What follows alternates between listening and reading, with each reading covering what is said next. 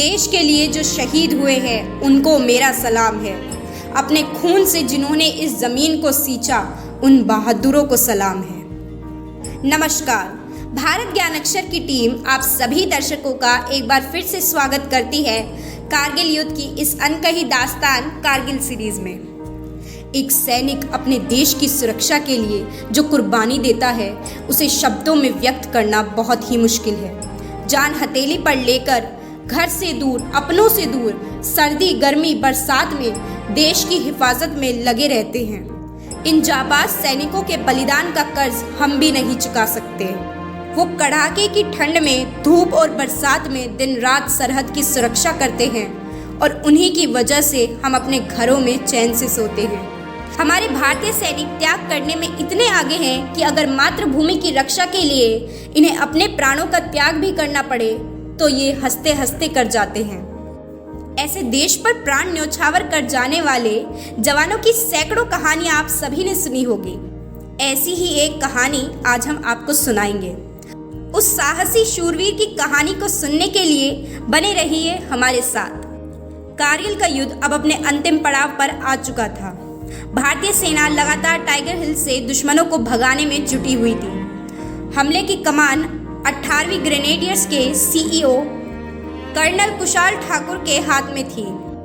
3 जुलाई को शाम 5 बजे जवानों ने चढ़ाई शुरू कर दी और तकरीबन 3 घंटे की चढ़ाई के बाद रात 8 बजे तक दुश्मनों पर हमला बोल दिया गया।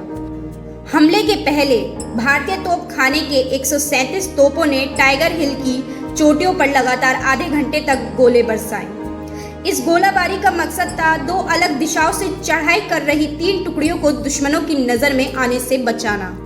इस अभियान में भारतीय सेना ने अपने 30 शूरवीरों को खो दिया और लगभग 65 जवान जख्मी हो गए, लेकिन सेना ने वापस से टाइगर हिल की चोटी पर भारतीय तिरंगा लहरा दिया। इस हमले के बाद पाक घुसपैठिए आश्चर्यचकित रह गए। पाकिस्तान में इस हमले के बाद बौखलाहट मच गई। यह वही रात थी जब पाकिस्तानी पीएम नवाज शरीफ ऐसे बौखला उठे कि अगले ही दिन उन्होंने मदद मांगने के लिए अमेरिका के लिए उड़ान भरी। देखते ही देखते कुछ ही पलों में टाइगर हिल पर फतह की बात भारतीय मीडिया में सुर्खियों में छा गई। सभी भारतीयों को राहत की सांस मिली और वहीं दूसरी ओर पाकिस्तानी जनता इस खबर को देखकर इतनी हैरान हो गई थी क्योंकि कभी किसी ने सोचा नहीं था कि भारतीय सेना इतनी आसानी से टाइगर हिल पर वापस से कब्जा कर लेगी। आइए अब हम आपको सुनाते हैं एक शहीद के त्याग और देश के प्रति समर्पण की कहानी। आज वीर शहीद की गाथा में हम आपको सुनाने जा रहे हैं शहीद लीलाराम की कहानी। लीलाराम का जन्म 2 जून 1965 को हरियाणा के झज्जर जिले के कटवाड़ा गांव में हुआ। 1 जुलाई 1985 को सेना में भर्ती होकर लीलाराम ने जो सैनिक जीवन आरंभ किया वह 25 जून 1999 को शहादत के साथ खत्म हुआ। करीब 14 साल सेना में रहकर मातृभूमि की सेवा की लीलाराम ने। अपने सैन्य जीवन के दौरान उन्होंने कई बार मेडल हासिल किए। कारगिल युद्ध क्षेत्र में लीलाराम 59 वायरलेस एक्सपेरिमेंट यूनिट के साथ तैनात थे जब दुश्मन की गोलों का सामना करते हुए वह शहीद हो गए। 26 जून को जब लीलाराम की शहादत की खबर उनके गांव जटवाड़ा पहुंची तो उनके पिता रीजक राम सुन्न रह गए।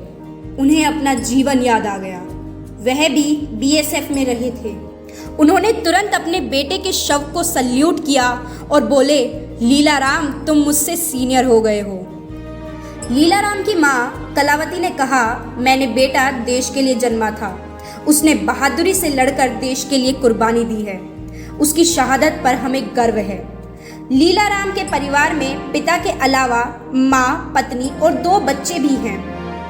लीलाराम और उनके जैसे अन्य शहीदों को दिल से सलाम, जिन्होंने अपने घर, परिवार और अपने प्राणों की चिंता ना करते हुए अपना सब कुछ देश के लिए न्यौछावर कर दिया। हम उन शहीदों को दिल से नमन करते हैं और सौगंध लेते हैं कि उनका बलिदान व्यर्थ नहीं जाएगा। हम भी अपने प्राणों की चिंता किए बगैर इस मातृभूमि की रक्षा करेंगे।